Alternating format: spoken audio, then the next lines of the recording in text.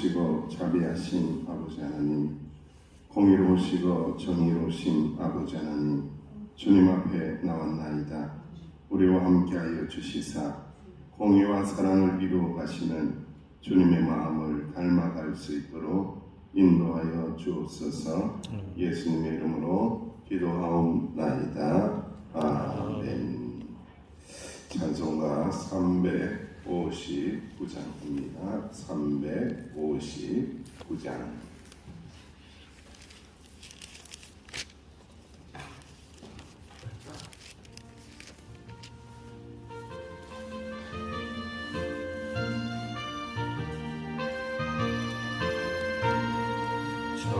성을 향해 가는 성도들아, 앞길의 장애를 두려워 말라. 성령이 너를 인도하시리니 왜 지체를 하고 있느냐. 앞으로 천성을 향해 나가세. 천성문만 바라고 나가세. 모든 천사 너희를 영접하러 문 앞에 기다려 서 있네. 너 가는 길을 누가 비웃거든 확실한 증거를 보여주어라. 성령이 너희니 감화하여 주사 그들도 참뒤를 찾으리. 앞으로 천성을 향해 나가세. 천성문만 바라고 나가세. 모든 천사 너희를 영접하러 문 앞에 기다려 서 있네. 너 가는 길을 모두 가기 전에 내 손에 등금을 꽂지 말아라. 저 멀리 있는 게 모두 깨뜨리고 끝까지 서서 이겨라. 앞으로 천성을 향해 나가세. 천성문만 바라고 나가세. 모든 천사 너희를 영접하러 문 앞에 기다려 서 있네. 합심하여 하나님 앞에 기도합니다. 앞을 향하여 나갈 수 있도록 역사해달라고, 뒷걸음치지 않게 해달라고, 교회도 믿음의 가정도 앞을 향하여 나가는 믿음의 역사가 일어나게 해달라고 합심하여 기도합니다. 아버지 하나님 그렇습니다. 주님의 나라를 붙들며 나갑니다. 천성을 향하여 나갑니다. 성도들이 나갑니다. 기도하며 나갑니다. 비바람이 분다고 할지라도 앞으로 나갑니다. 뒷걸음질 치지 않게 하여 주옵소서. 뒤로 물러나는 자가 없게 하여 주옵소서. 칼을 꼽는 자가 없게 하여 주옵소서. 아버지 하나님의 다시 일어나서 아버지 믿음의 증거를 행군을 다시 행할 수 있는 저희들이 될 수 있도록 인도하여 주옵소서. 아버지 원수의 마귀 흉계를 깨뜨리게 하여 주시고 오직 주님의 능력을 붙들고 설 수 있는 저희들이 될 수 있도록 인도하여 주옵소서. 이 새벽에도 말씀하옵소서. 말씀의 금을 들겠나이다. 말씀의 금을 들고 나아가겠나이다. 아버지 원수의 마귀 계략에 맞서서 말씀의 금을 들고 나가고 성령의 금을 들고 나갈 때에 승리하는 역사가 일어나는 교회가 되게 하여 주시고 믿음의 가정들이 되게 하여 주시고 은혜의 가정들이 다 되어질 수 있도록 주께서 함께하여 주옵소서. 이 새벽에도 말씀하옵소서. 은혜를 내려 주옵소서. 함께하여 주시옵소서. 감사합니다. 주님 예수님의 이름으로 합심하여 기도하옵나이다. 아멘.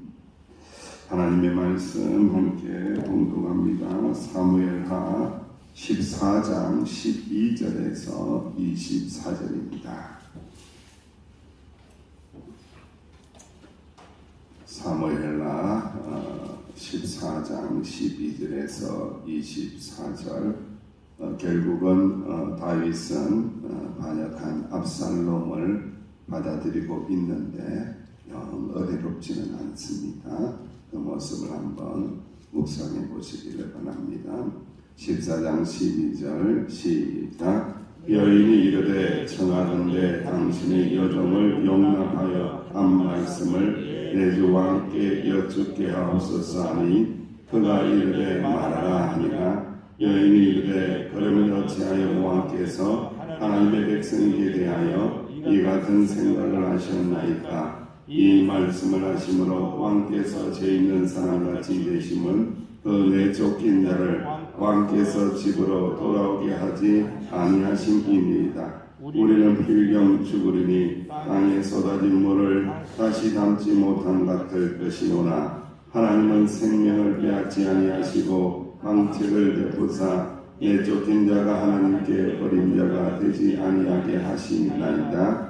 이제 내가 와서 내 주 왕께 이 말씀을 여쭈는 것은 백성들이 나를 두렵게 하므로 당신의 여종이 스스로 말하기를 내가 왕께 여쭈오며 혹시 종이 청하는 것을 왕께서 시행하실 것이라.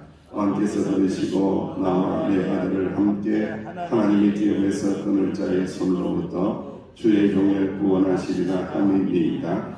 당신의 여종이 또 스스로 말하기를 내 주 왕의 말씀이 나의 위로가 되기를 원한다 하여사오니 이는 내 주 왕께서 하나님의 사자같이 선과 악을 분간하심이니이다. 원하건대 왕의 하나님 여호와께서 왕과 같이 계시옵소서.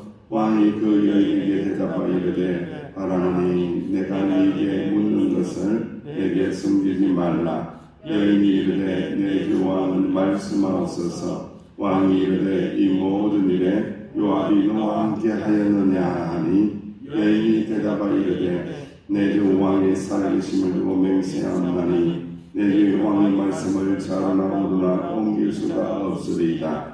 왕의 종 요압이 내게 명령하였고 그가 이 모든 말을 왕의 여종의 입에 넣어 주셨사오니 이는 왕의 종 요압이 이 일의 형편을 바꾸려 하여 이렇게 함이니이다. 내 주 왕의 지혜는 하나님의 사자의 지혜와 같아서 땅에 있는 일을 다 아시나이다 하니라. 왕이 요압에게 이르되 내가 이 일을 허락하였으니 가서 청년 압살롬을 데려오라 하니라. 요압이 땅에 엎드려 절하고 왕을 위하여 복을 빌고 요압이 이르되 내 주 왕이여 종의 구함을 왕이 허락하시니 종이 왕 앞에서 은혜 입을 줄을 오늘 아나이다 하고 요압이 일어나 그슬로 가서 압살롬을 데리고 예루살렘으로 오니 왕이 이르되 그를 그의 집으로 물러가게 하여 내 얼굴을 볼 수 없게 하라 하며 압살롬이 자기 집으로 돌아가고 왕의 얼굴을 보지 못하니라. 아멘. 인생에 있어서 가장 큰 일들을 당하는 그런 때가 있습니다. 우리가 60평생을 살고 70평생을 살면서 야 이건 정말로 내 인생에 정말 큰 일이야. 정말 이런 일이 나에게 닥치다니 이런 일들을 경험할 때가 있어요. 그런데 대개의 경우에 보면은요 우리가 예수를 믿으며 기독교인이라고 하는데 충분히 기도했습니까? 이 일의 결정을 가지고 오셨는데 정말로 하나님 앞에 충분히 기도하셨습니까? 라고 물어보면은 그렇게 대답하시는 분들을 그다지 제가 만나보지 못했어요. 우리가 결정했습니다. 우리가 결정했습니다. 이렇게 대답을 하는 사람들이 거의 다 더라고요. 참 안타까운 모습이에요. 여러분 우리가 결정했다, 내가 결정했다면 그 결정에 대한 책임은 누가 져야 되느냐? 그 사람이 지는 겁니다. 이게 그 책임은 굉장히 무거운 것입니다. 여러분들 그 책임에 대해서는 물을 수가 없는 거예요. 자기가 결정하고 자기가 판단하고 자기의 감정대로 자기의 생각대로 자기의 철학대로 자기의 계산대로 결정한 것에 대해서는 그 사람이 책임을 져야 한다는 거예요. 그래서 무슨 일이든지 어떤 일이든지 결정하기 전에 하나님께 물어야 한다. 하나님 앞에 기도해야 된다. 하나님의 응답이 있을 때까지 기다려야 된다. 이것이 우리 기독교인의 신앙의 참된 모습입니다. 여러분 원시 시대의 무기 중에 하나가 있는데 그것이 바로 부메랑이라는 겁니다. 제가 오늘 하나님의 말씀의 제목을 부메랑이로 잡았습니다. 죄는 돌아오는 거야. 사랑도 돌아오지만은 죄도 돌아오는 거야.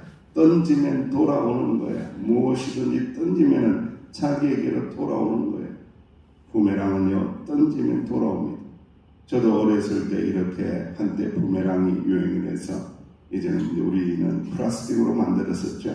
그걸 운동장에서 던졌잖아요. 자, 멀리 던지면요, 그게 해가지고 나에게 다시 돌아와요. 그게 얼마나 재미있던지 또 던지고 또 던지고 또 던지고 했던 그런 기억이 있거든요. 원래 나무로 만들었죠. 짐승을 잡기 위하여 원래 만든 무기가 부메랑입니다. 무기입니다. 무기. 짐승을 잡지 못하고 그것이 결국에는 돌아오면요, 잘못하면 자기도 다칠 수 있다라는 거예요. 그래서 특수하게 만들어진 부메랑이라는 무기가 있습니다. 그래서 오스트레일리아의 원주민들이 사용한 부메랑이 가장 유명하고 이것을 최근에는 이제 스포츠 도구로도 사용한다고 합니다. 기도하지 않고 인간적인 감정으로 내리고 그리고 사람의 말을 듣고 내린 결정은 부메랑이 되어서 힘든 상황을 가져오게 된다. 압살롬을 기양하기 위한 다윗의 결정, 그 어느 요소에도 그 어느 부분에도 하나님의 개입이 없어요. 하나님 앞에 기도했다라는 기록이 없어요. 하나님이 말씀했다라는 기록이 없어요. 이건요, 부메랑이 되어서 돌아와서 다윗을 칠 수밖에 없는 잘못된 결정이라는 것을 우리는 이미 잘 알고 있게 된다라는 말씀입니다. 드고와 여인이 다윗이 호의적인 반응을 보이자 여세를 몰아서 이제 목표를 향해서 나아가기 시작합니다. 그것은 바로 압살롬을 돌이키는 일입니다. 추가 발언의 기회를 얻어서 이제는 뭐 있는 지식 없는 지식, 그러니까 여러분 요압이라는 자가 이 드고와의 여인을 왜 선택했는지를 알게 돼요. 신앙도 있는 것 같아요. 하나님도 아는 것 같아요. 그런데 하나님을 알기는 아는데 하나님을 부분적으로 알아요. 하나님을 반쪽 정도 알아요. 하나님을요, 반쪽 정도 알아가 안 됩니다. 하나님을요, 부분적으로 안다고 하면서 내가 하나님 다 안다고 하시면 정말로 큰일 납니다. 여전히 우리가 하나님을 믿으면서 기도하면서 하나님 제가 잘 모르겠습니다. 하나님의 뜻도 잘 모르겠습니다. 하나님의 계획도 잘 모르겠습니다가 정답입니다. 하나님만이 알고 계십니다. 하나님만을 믿습니다. 하나님 인도해 주세요. 이게 정답이지, 마치 하나님이 자기의 손안에 있는 것처럼 다 아는 것처럼 이렇게 이야기하며 뻔뻔스럽게 미혹하고 계략을 진행하고 있다는 거예요. 14절 말씀에 보면은 하나님의 성품을 언급합니다. 우리는 필경 죽으리니 땅에 쏟아진 물을 다시 담지 못할 것 같다오나 하나님은 생명을 빼앗지 아니하시는 분입니다. 하나님은 얼마나 자비하신 분인 줄 아십니까? 하나님은 생명을 죽이는 분이 아니지 않습니까? 라고 하면서 반쪽 하나님을 이야기합니다. 그리고 17절 말씀에 당신의 여정이 또 스스로 말하기를 주 내주 왕의 말씀이 나의 위로가 되기를 원한다 하셨사오니 이는 내주 왕께서 하나님의 사자같이 선과 악을 분간하심입니다. 여러분, 다윗이 선과 악을 분별하나요? 분별하나요? 못하나요? 빨리 말씀해 보세요. 진도 나가게. 예? 분별 못합니다, 여러분들. 선과 악을 분별하시는 분은 누구밖에 없어요? 하나님밖에 없어요, 여러분들. 이게 그러니까 정말 가오가 올라가는 거예요. 다윗이 내가 그 정도 되지. 맞아, 내가 이 통일 왕국의 왕이고 그리고 선과 악을 구별할 수 있는 그 정도 되지 하면서 어깨가 올라가는 거예요, 여러분들. 자꾸 죽게 세우니까 이게 판단력이 떨어지는 거예요. 자꾸 죽게 세우니까 이게 분별력이 자꾸 떨어지는 거예요, 여러분들. 죽게 세우면요, 여러분 그때 조심해야 돼요. 옆에 있는 사람들이 죽게 세우고요, 막 이러면 조심해야 돼요. 제가 요즘 매우 조심하고 있습니다. 자꾸 죽게 세워가지고 여러분들이 제가 매우 조심스러워. 자꾸 자세를 낮춰야 돼요. 아니야, 아닐 거야. 틀림없이 아닐 거야. 아니야. 나는 그런 사람 아니야. 나는 그런 목사 아니야. 나는 그 정도 능력 안 돼. 자꾸 다운하고 있습니다. 저를 죽게 세우면 매우 위험합니다, 여러분. 죽게 세우지 마시기를 바랍니다. 그런 사람도 안 되고 그런 능력도 안 됩니다. 다윗은 여인의 배후에 누가 있음을 눈치를 챕니까? 다윗은 이 드고아의 여인의 배후에 누가 있음을, 요압이 있음을 딱 눈치채는 게 이거 요압 작전이구나. 요압이 한번 예전에 그랬지, 이야기했지, 오늘 띄웠지, 딱 눈치를 채는 거예요, 여러분. 그래서 다윗은 여인의 이야기가 가짜이며 배후에 요압이 있음을 알았지만 감정의 호소에 이끌려서 압살롬의 기양을 허락을 합니다. 압살롬이 돌아옵니다. 그렇게 결정했으면은 압살롬을 그냥 반가이 맞아주든지 끌어안아주든지 어떻게 용서를 하든지 죗값을 치르게 하든지 뭐 이렇게 해야 되지 않아요. 그런데 그 압살롬이 돌아올 때에 다윗이 압살롬 얼굴을 봅니까 안 봅니까? 얼굴을 보지 않습니다. 무시해버립니다. 왕궁에 들이지도 않고 집으로 돌아가게 만듭니다. 가택연금을 합니다. 풀어주었는데 풀어주지 않습니다. 그랬을 때의 압살롬의 마음속에 또 뭐가 올라오겠어요? 뭐가 쌓이겠어요?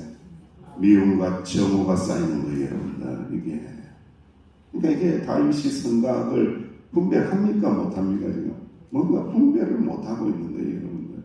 인간은요, 그런 걸 분별할 수 있는 존재가 아니라는 거예요.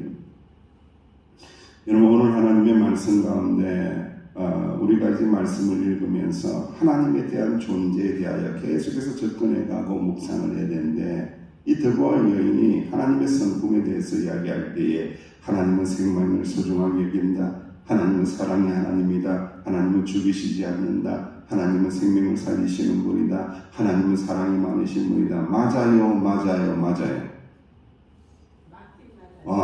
맞아. 반쯤 맞아요. 반쯤 맞는 거예요. 여러분. 반쯤 맞은 걸 가지고 여러분 진리를 붙들었다고 생각하면 안 돼요. 지금 이 압살롬의 사건은요, 아들인 암논을 죽인 거예요. 여러분. 살인사건이 일어난 거예요. 여기에 대해서는 사랑도 중요하지만은 무엇이 또 중요한 거예요. 하나님은 어떤 하나님이시라? 공의로우신 하나님이시잖아요. 의로우신 하나님이시잖아요. 죄가 있으면 뭘 해야 돼요? 벌을 받아야 되는 거예요, 여러분들. 죄가 있으면 죄를 보면서는 뭘 해야 돼요, 인생이? 회개를 해야 되는 거예요, 여러분들. 이게 빠진 거예요, 여러분들. 그러니까 반쪽짜리 하나님을 붙들고 있는 거예요. 반쪽짜리 하나님에게 무슨 은혜를 누리겠습니까, 여러분? 참 중요한 부분입니다, 여러분. 우리가 하나님을 믿을 때에 하나님은 공의로우신 하나님이시라. 하나님은 자비하신 하나님이시라. 하나님은 사랑이 많으신 하나님이시라. 하나님은 그러나 죄를 미워하시는 하나님이시라. 이걸 믿어야 되는 거예요. 그럴 때 우리는 진정한 믿음의 이 경지에 올라갈 수 있다라는 것을 깨달아 알게 하신다는 말씀입니다. 여러분, 하나님께서는요, 우리를 향하여 공의를 베풀어 주시며 우리를 향하여 생명을 살리는 사랑을 베풀어 주십니다. 하나님께서 사랑만 있다라면은 예수님을 십자가에서 죽이시겠습니까? 안 죽이겠습니까? 죽일 필요가 없는 거예요. 사랑만 있으면. 사랑만 있는데. 공의의 하나님이시기 때문에 인간의 우리의 모든 죄악을 소멸하셔야 되기 때문에 예수님을, 죄 없으신 예수님을 십자가의 어린 양 예수의 제물로 삼으시사 죽이셔야만이 공의를 이루신다는 거예요. 그래서 예수님이 십자가에서 누구 죄 대신? 내 죄 대신 달려서 돌아가셨다는 거예요. 그래서 고린도후서 5장 14절 말씀에 이렇게 말씀합니다. 한 사람이 예수님께서 모든 사람을 대신하여 죽었은즉 모든 사람이 죽은 것이다 라고 말씀합니다. 하나님이 예수님에게 내리신 심판은 그 죄를 지은 우리에게 내리신 심판이었고, 예수님의 죽음은 결국은 누구의 죽음입니까? 결국은 나의 죽음이라고요. 내가 공의로 심판을 받았다는 거예요. 심판받았기 때문에 하나님의 사랑으로 우리의 생명이 다시 살게 되었다는 거예요. 그래서 하나님은 공의를 이루시고 하나님은 사랑을 이루신 분이 우리 하나님이시라는 거예요. 그래서 하나님의 이 모든 법은 완전한 법이라는 것을 말씀을 통하여 알게 하십니다. 우리가 오늘 결론의 말씀으로 로마서 8장 1절에서 4절 말씀을 함께 찾아보겠습니다. 로마서 8장 1절에서 4절 우리 함께 하나님의 말씀을 찾아서 결론의 말씀으로 봉독하겠습니다. 시작. 그러므로 이제 그리스도 안에 있는 자에게는 결코 정죄함이 없나니 이는 그리스도 예수 안에 있는 생명의 성령의 법이 죄와 사망의 법에서 너를 해방하였음이니라. 율법이 육신으로 말미암아 연약하여 할 수 없는 그것을 하나님은 하시나니 그 죄로 말미암아 자기 아들을 죄 있는 육신의 모양으로 보내어 육신의 죄를 정하사 육신을 따르지 않고 그 영을 따라 행하는 우리에게 율법의 요구가 이루어지게 하려 하심이니라. 아멘. 기도합니다. 공의로우신 하나님, 자비로우신 하나님, 믿고 의지합니다. 우리 안에는 선과 악을 분별할 수 있는 능력도 부족하고 감정대로 생각대로 행할 때가 참으로 많이 있사오니 주님 우리 가운데 임재하여 주시사 생명의 성령의 법으로 우리를 다스려 주옵소서. 공의와 사랑이 되시는 하나님을 믿으며 우리가 날마다 주님의 은혜의 손을 붙들고 은혜롭게 아름답게 공의롭게 사랑스럽게 살아가는 명성교회 지체들이 되게 하여 주옵소서. 예수님의 이름으로 기도하옵나이다. 아멘.